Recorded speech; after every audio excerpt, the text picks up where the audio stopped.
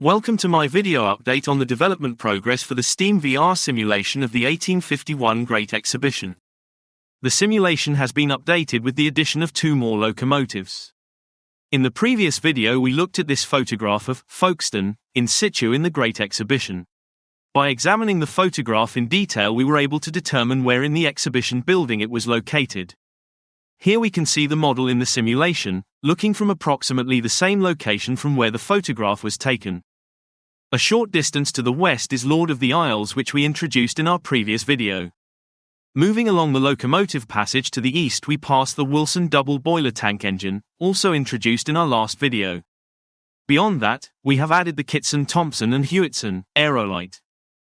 Aerolite was completely destroyed in a collision in 1868. The works plate is the only surviving part of this locomotive. It is now on display at the National Railway Museum, and we are grateful to them for allowing us to use their photograph of it in our model.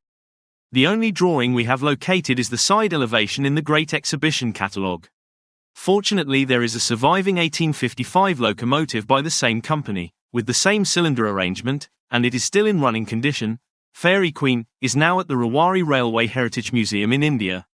The cylinders in this model are based on photographs of Fairy Queen.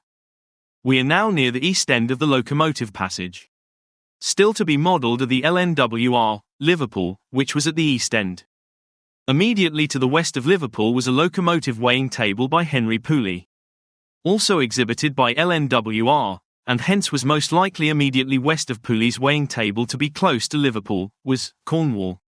Excluding the LNWR locomotives located in the prominent position at the east end of the locomotive passage, adjacent to the machinery at rest court. And Lord of the Isles, which requires the short section of broad gauge track at the west end of the locomotive passage, we believe the remaining locomotives were most likely exhibited in catalogue order. After Cornwall, and leaving space for a north-south passage, there is room for 1 more locomotive east of Aerolite. In catalogue order this would be the Hawthorn. Then comes Aerolite and the Wilson. There is then a gap for a passage leading to the entrance to the Western Refreshment Court. Next would be the tank engine by William Fairbairn of Manchester. The illustrations here are from Volume 4 of the Practical Mechanics Journal. It appears very similar to Baronesa, an 1852 Fairbairn locomotive, now preserved in Museu do Trem in Rio de Janeiro. Then comes Adams' light locomotive, Ariel's Girdle. Next is George England's Little England. Finally, in the British locomotive passage, is Folkstone.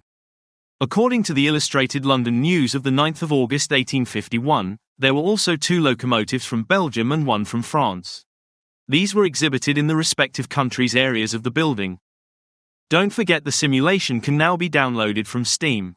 It is free of charge, and always will be. Although best when used with a VR headset, if you don't have a headset it will also work in desktop mode, using your monitor, keyboard and mouse.